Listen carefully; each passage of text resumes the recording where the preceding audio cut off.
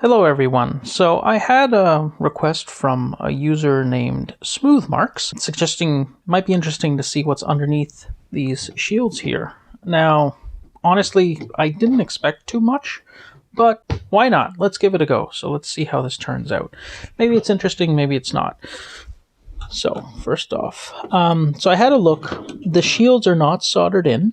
Actually, they don't appear to be. So let's give that a try. So first off, for this one here, because of where things are positioned, I'm going to have to disconnect this antenna. I forgot what these guys are called, this connector type. But anyways. Now, it does look like I'm going to be bending the shield, trying to get it off. Okay, let's see. Oh, okay. You know what? There is something interesting. So that's what it looks like up close. The interesting bit is they do actually have a heatsink, so it's not just an RF shield, it is a heatsink. Looking where, it does look like it's shifted actually. Did I do that? No. That's solid. That's weird. Alright, anyways, I don't expect to see much underneath here. What I can tell you, is this the 2.4? So which antennas go where? So this antenna here, that's a 5 gigahertz antenna. This one I took off here is the 2.4. You can tell by the size, obviously.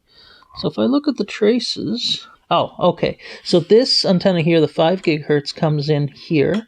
So that would point to this being the 5 gigahertz chip here. Okay, you know what, SmoothMarx? There was something interesting under there. I'll give you credit for that. Let's try the next one. So let's see if I can pry this other one off as easily. I'm not too concerned about bending these shields there. Okay, so similarly, we have a heatsink here. Definitely a different chip than the first one. You can see the pins are much larger. Well, yeah, it's still tiny, but much larger. You can see the two PAs here, or the switches, whatever. Okay, so that's what's underneath this shield. So what are these shields for? Well, usually their primary purpose is, as the term indicates, to shield from RF interference. Now, usually it is to shield other devices from RF interference here. But there's also the benefit that any sort of interference in the environment might affect this chip's reception. So that's something. Okay, so that's those two. Okay, so what's under this can here? I'm going to get this can off and I'll be right back. All right, it wasn't that hard to get this one off. So looking at what's in here, it is a little confusing. I'm not quite sure what this is for. Oh, okay, there's another can on the other side. That's even more interesting. Let's see what's underneath there. I'm sure some of you are watching this and cringing by how much I'm bending everything. I got these, if you didn't see my other video, I got these for really cheap. So, okay, the answer is there's very little underneath here. Where does that go?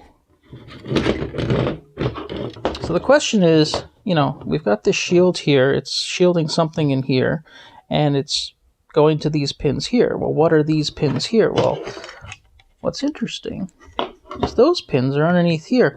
So when I was looking at this device initially, I just assumed the majority of the circuitry for the cable stuff was underneath here. It looks like it's two pieces. So it looks like this here would be what most would call the PHY, right? The physical interface. And I'm guessing this has some protocol type stuff as part of it.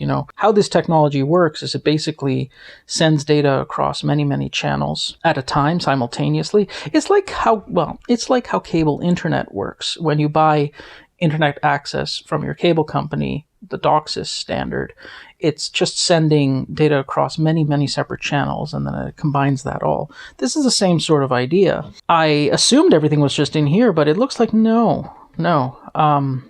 It could be what it is maybe there's there's the PHY, maybe there's some tuners, some analog. Maybe that's all it is. Maybe all the analog stuff is in here, and this is the digital, more of the digital. Okay, well, let's pull this can off. All right, well, that really answers the question. There's basically nothing in here. That's the answer. There's just some filtering. This is just some filtering here. You can see a chain. I'll zoom in. It's a chain of capacitors, some inductors. This is basically just a good amount of filtering.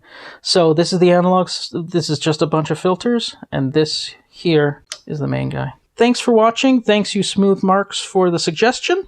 This was interesting. If you have any questions or other comments, please let me know. Otherwise, have a great day. Thanks. Bye.